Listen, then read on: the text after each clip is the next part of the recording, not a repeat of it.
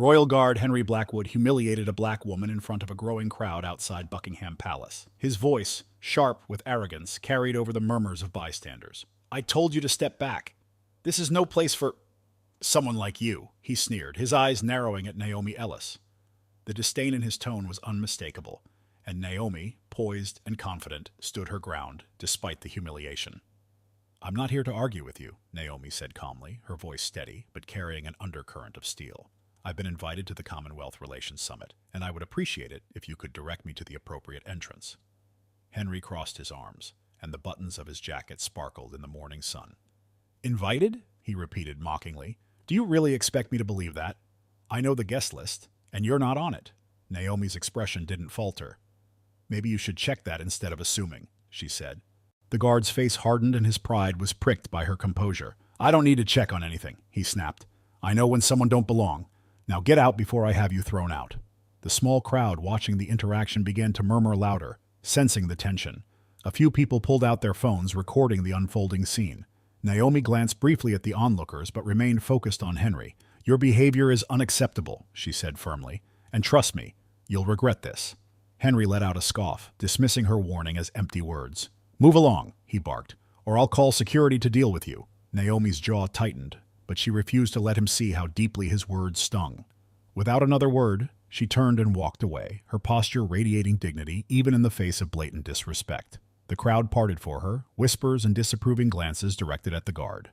Henry smoothed out his uniform and went back into rigid stance, a smug smile on his face, satisfied that the matter was closed. What he didn't realize was that one of the bystanders had just uploaded a video onto his phone. In minutes, the clip began to spread like wildfire online, accompanied by the caption, "Racist Royal Guard disrespects prominent speaker outside Buckingham Palace." Unbeknownst to Henry, Naomi Ellis was no ordinary visitor. As she walked away from the gates, she made a quick phone call, her voice calm but firm. "It's Naomi Ellis. There's been an incident at the palace gates. I'll need a meeting arranged immediately." Meanwhile, back in the palace, Henry was absolutely oblivious to the tempest that had risen against him.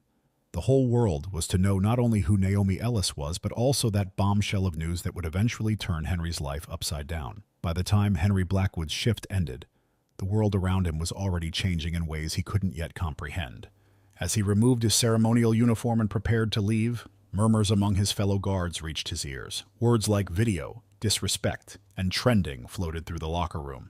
Henry brushed them off, chalking it up to idle gossip. Unbeknownst to him, a video recording of his public humiliation of Naomi Ellis was rapidly going viral and sparked outrage across social media.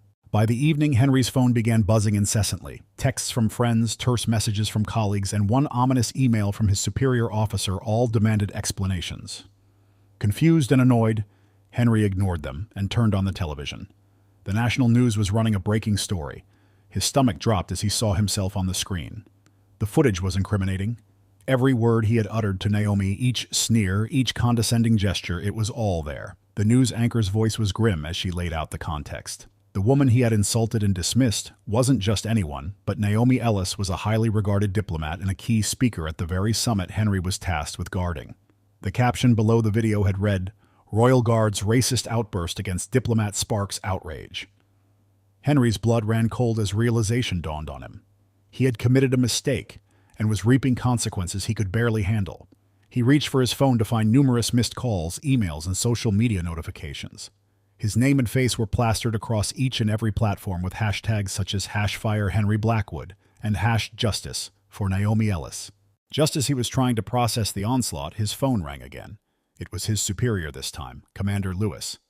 Henry hesitated before answering the call, knowing it would not be pleasant. "Blackwood," Lewis growled, his voice icy with anger. "What the hell have you done?" Henry stumbled over his words. I don't understand. What's going on?" "You humiliated a diplomat, Henry. A diplomat. The Foreign Office is breathing down our necks, and the palace is demanding answers. Do you have any idea the kind of storm you've brought down on all of us?" Henry clenched his jaw. "It's been blown out of proportion. I didn't know who she was." "That's the point," Lewis cut in, his voice rising. "You didn't bother to find out. You assumed, Henry. And now the entire country thinks we've got a racist in the Royal Guard," Henry protested, but Lewis talked over him. "You're suspended effective immediately. A formal inquiry will begin tomorrow. I suggest you spend tonight thinking very carefully about your next steps." The line went dead, leaving Henry in stunned silence. His hands shook as he set the phone down. For the first time, the weight of what was happening to him from his actions actually reached him. He'd eliminated Naomi Ellis for nothing but his biases, and the whole world was watching him now with the price. Elsewhere, Naomi Ellis sat in a well-appointed office, her phone buzzing with messages of support from colleagues, friends, and even strangers. She had said nothing publicly yet, allowing the video to speak for itself. But now, as her assistant handed her a statement draft, she prepared to take control of the narrative. "Let them know," she said calmly, her voice tinged with resolve. "This isn't just about me. It's about the systemic disrespect and assumptions people like Henry Blackwood represent. If they want to talk about accountability, I'm ready." Back in his apartment, Henry's television blared another news update. This time, it was a direct response from Naomi Ellis herself. Her measured words cut through him like a knife. "Today's incident wasn't just an affront to me as a professional," she said, her eyes piercing the camera. "It was an affront to every person who has ever been judged not for their abilities, but for their appearance. The institutions we trust must do better, and I will not rest until they do." Henry's face burned as the report ended, and he realized the fight had only just begun. The storm wasn't passing, it was growing in intensity, and for the first time he began to wonder if there was any way out. Royal Guard Henry Blackwood sat in the inquiry room, his hands resting on the polished wooden table. The air was thick with tension, every breath feeling heavier than the last. Across from him sat Commander Lewis, his face stern, and beside him Naomi Ellis, composed and unflinching. Her presence in the room felt like a blade pressed to Henry's pride, cutting deeper with each passing moment. Commander Lewis cut through the silence. "Mr. Blackwood, you've seen the footage. Explain yourself." Henry hesitated. He had rehearsed his response, but the words seemed weak now, hollow, to the calm gaze of Naomi. "It was a misunderstanding," he began, the evenness gone from his voice. "I didn't know who she was. I was following protocol." Naomi's voice cut him through his excuse like a knife. "Protocol? Which part of your protocol involves humiliating someone in front of a crowd, making assumptions based on nothing but your biases?" Henry clenched his jaw. "I wasn't making assumptions." "You weren't?" Naomi leaned forward slightly, her tone sharpening. "When you dismissed me, when you refused to even check your own list, what exactly were you basing your actions on? Because it certainly wasn't anything I said or did." Her words landed like blows, and Henry struggled to keep his composure. The room seemed smaller, the air thicker. Commander Lewis watched him carefully, his expression hard. "You're not just representing yourself, Blackwood," he said. "You represent this institution, the Crown, and the standards we're supposed to uphold. Your actions have jeopardized all of that." Henry opened his mouth to respond, but before he could, Naomi dealt the blow that would leave him reeling. "I did some research," she said, her voice steady, but with a cutting edge. "And I learned something interesting about your family. Your late brother, Thomas Blackwood, was one of the most vocal advocates for the very Commonwealth initiatives I'm here to discuss. He worked tirelessly to promote equity and inclusion. The program I'm representing today, your brother helped create it." Henry froze. He felt as though the ground had shifted beneath him. Thomas. He hadn't thought about his brother's work in years, dismissing it as idealistic nonsense. Now, hearing Naomi speak of him with such reverence, the weight of what he had done hit him like a tidal wave. Naomi continued, her tone sharp but controlled. "Your brother's legacy is the reason I'm here today, and yet instead of honoring his work, you chose to undermine it. You didn't just insult me, Mr. Blackwood. You insulted him." The room fell into a heavy silence. Henry couldn't meet her gaze. Shame twisted in his gut, and for the first time he felt the full magnitude of his actions. This wasn't just about him or Naomi. This was about his family, about a legacy he had so callously trampled on. Finally, Commander Lewis spoke, his voice firm, effective immediately. "You are relieved of your duties. A final decision on your position will be made following this inquiry. For now, go home and stay out of the public eye." Henry rose slowly, the weight of his disgrace pressing down on him. As he left the room, Naomi stood near the door, waiting for her car. Their eyes met briefly. "I hope you take this as an opportunity to change," she said, her voice calm but resolute. "Because if you don't, life has a way of making you learn the hard way." Without waiting for an answer, she turned and stepped into the waiting vehicle. Henry watched her go, her words still echoing in his mind. He had thought the day couldn't get worse, but as he stepped outside, he realized the press had already gotten wind of the inquiry. Cameras flashed, reporters shouted questions, and his name was being dragged further through the mud. As he trudged away from the palace, the full weight of his mistakes bore down on him. He had humiliated himself, dishonored his family, and tarnished the very institution he had sworn to protect. But the worst part wasn't the public outcry or the suspension. It was knowing that his brother, the one person who had always believed in doing what was right, would be ashamed of him.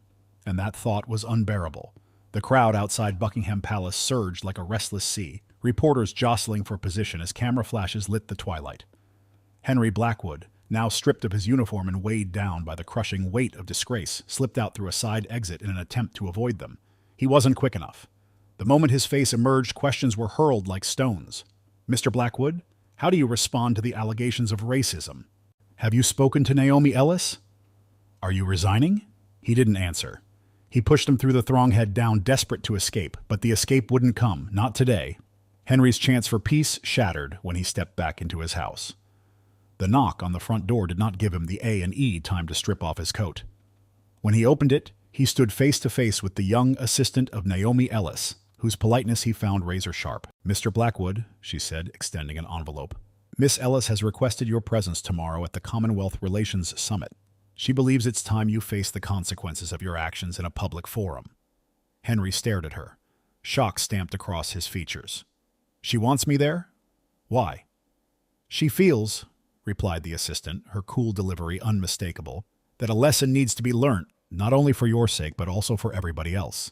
The assistant turned and left without waiting for a response.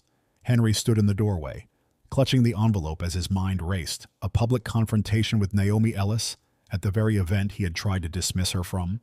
The thought was churning his stomach, but something else gnawed at him. A desperate need to repair the damage, however impossible it seemed. The following morning, the summit hall was packed. Journalists, dignitaries, and activists filled the grand hall to the last seat, the whispering and anticipation alone raising a hum of tension. Henry entered through a side door, his steps faltering. He wasn't in uniform now, just a man trying to find a way out of the mess he had created. He didn't have to wait for very long. Naomi took the stage, her presence commanding. The crowd fell silent as she started her speech, her voice steady and clear. "Yesterday," she said, her eyes sweeping the room, "I experienced something way too many people have been experiencing. Dismissal, disrespect, an assumption that I didn't belong because of how I looked. And while the incident itself was painful, it serves as a stark reminder of why we're here today. The Commonwealth stands for inclusion, for equity, for progress. But those principles are meaningless if they're not practiced by the very institutions that claim to uphold them." The audience erupted into applause. Naomi let it wash over her before continuing. "Mr. Blackwood," she said, her voice firm, "please stand." Henry's heart stopped. He hadn't expected this. Slowly, awkwardly, he got to his feet. All eyes fell on him. The weight was unbearable. "You see," Naomi said, turning to the crowd, "what happened between Mr. Blackwood and me isn't just about two people. It's about a system that allows biases to fester unchecked. But I believe in accountability, and I believe in change. So, Mr. Blackwood, I ask you this. Do you have anything to say to me? To this audience and to those watching?" The silence was stifling. Henry's throat constricted and his hands shook. He wanted to run, to hide, but there was no refuge. He made himself speak. I was wrong," he began, his voice breaking. "I judged you by a standard that was unfair. I let my assumptions, my arrogance, cloud my judgment. I failed to uphold the values that I swore to protect, and I am deeply sorry." The room was silent, except for the weight of his words. Henry felt the suffocating closeness of the walls, but Naomi's gaze didn't shift. "And what will you do to ensure it does not happen again?" Henry hesitated, feeling the room demand an answer from him. "I don't know," he finally said, his voice at a low, "but I'm willing to learn, to change. If you'll let me." Naomi studied him a moment longer, her face inscrutable. Then she stepped closer, the space between them collapsing. "Learning isn't a favor I grant, Mr. Blackwood," she said quietly. "It's a responsibility you take on yourself. I hope for your sake that you mean what you say." The confrontation ended with thunderous applause, but Henry didn't feel any relief. He felt raw, exposed, and unsure if he could ever truly redeem himself. As he left the stage, the reality set in. This was only the beginning. The fight to rebuild his integrity and to dismantle the biases he had long ignored would be far harder than anything he had faced before. Henry Blackwood sat at the edge of the grand hall, frayed from the confrontation with Naomi Ellis. The words he had said, halting, shame-filled apologies, lingered in his mind. The crowd had received it lukewarmly, and he knew that they doubted his sincerity. He could feel their judgment weighing on him as Naomi continued to address the summit. Her speech was powerful, full of calls for accountability and change, but Henry barely heard it. His mind was elsewhere, replaying every moment of his public humiliation. He couldn't shake the feeling that he was missing something, some piece of the puzzle that hadn't yet fallen into place. And then it came. Naomi swung towards the audience, her pause calculated, her eyes quiet, but sharp. "Before I end," she started off, "I want to share with you something personal. Something that will help us understand just how deeply our actions and our assumptions can ripple through the lives of others." The room went silent and heavy. Even Henry, drowning in his own guilt, straightened in his seat, drawn in by the shift in her tone.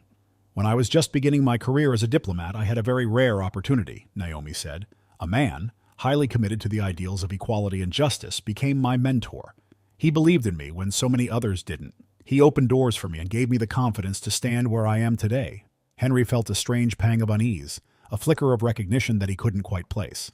"That man," Naomi continued, "was Thomas Blackwood." The name hit Henry like a blow. His breath caught, and he clutched onto the edge of his chair. His brother, his idealistic, stubborn brother who had been spending his life fighting the causes Henry mocked. The brother whose funeral Henry barely showed up to, dismissing him as a dreamer who refused to understand the real world. Naomi let the weight of her words settle before continuing. "Thomas believed in building bridges, not walls. He believed that every person, no matter their background, deserved respect and dignity. He worked tirelessly to create programs that supported those values, programs like the very summit we're attending today." Henry's heart was racing in his chest. The pieces started fitting together, and with them came a flood of shame. Thomas's passion for social justice had always seemed irrelevant to him, a distraction from what he saw as more practical concerns. Now, he realized that the very ideals his brother had stood for were the ones he had trampled on. Naomi's voice gentled. "When I first met Mr. Blackwood yesterday, I didn't know that he was Thomas's brother. I didn't know the connection, but when it came, it reminded me of how easily the legacies we inherit are forgotten, and how very hard it is to live up to them." The room was silent, heavy with the weight of her revelation. Henry sat frozen, not able to move or even breathe. Naomi turned to him. Her gaze was a steady, yet not unkind. "Mr. Blackwood," she said to him, addressing him directly, "your brother believed in change even when it seemed impossible. The question now is, do you—" For a moment the world stood still. Henry rose shakily to his feet, the eyes of the whole room upon him. His voice shook as he spoke. I didn't know. About you. About him. I didn't realize—" He stopped, the words choking in his throat. "But that's the problem, isn't it?" Naomi inserted gently. "We don't realize. Until it's too late." Henry swallowed hard, his mind spinning. The brother he had dismissed as an idealist had been right all along. The values Henry had ignored were the ones that mattered most. His actions weren't just a betrayal of his duty, they were a betrayal of his own family. "I'll do better," Henry said finally, his voice cracking. "For him, for you, for everyone I've wronged." Naomi studied him for a long moment before nodding. "Then let this be the beginning, not the end."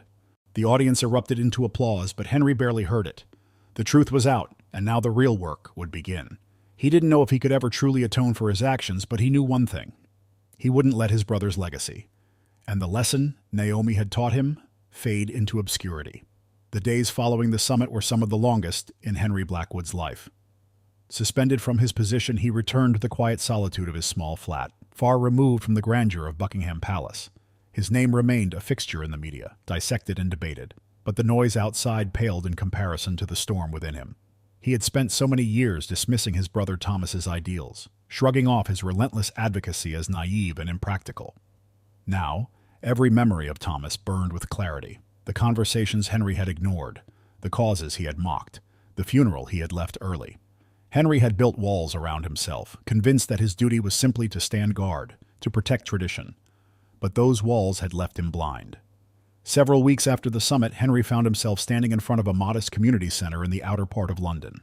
The building hummed with quiet activity, children running inside for after-school programs, volunteers carrying boxes of supplies. A large sign above the entrance read, "The Blackwood Initiative, Empowering Marginalized Voices." Henry was hesitant, clutching the weathered envelope in his hand.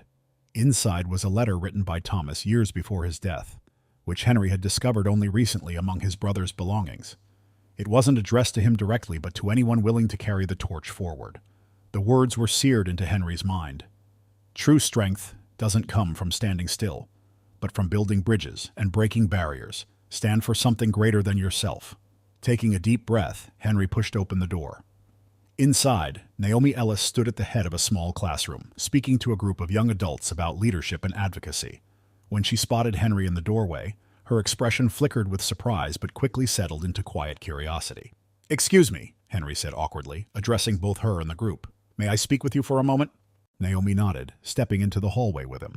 Her posture was as poised as ever, but there was a softness in her gaze that hadn't been there before. "What brings you here, Mr. Blackwood?" she asked. Henry held up the envelope.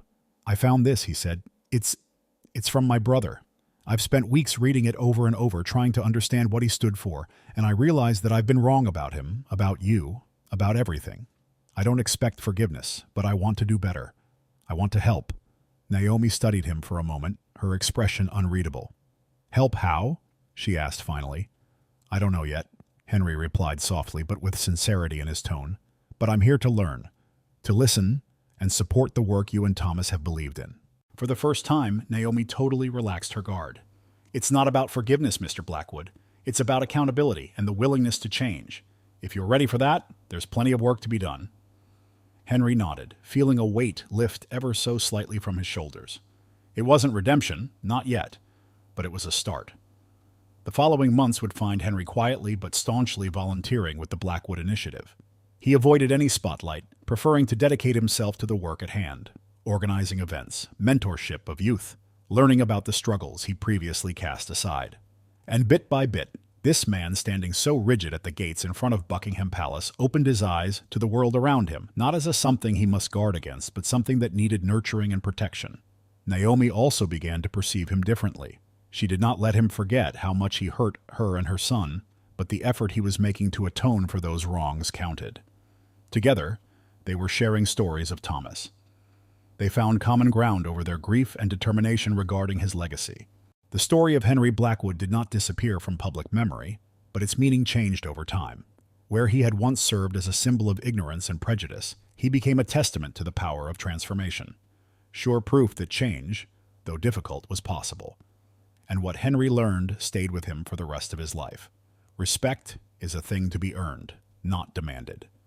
The true strong man is he who stands in humility. Standing for something greater than oneself is the only way to truly protect what matters. Standing out on the lawn and watching a next generation of leaders rise through the ranks of the Blackwood Initiative, he finally knew that he was standing guard over something worth guarding.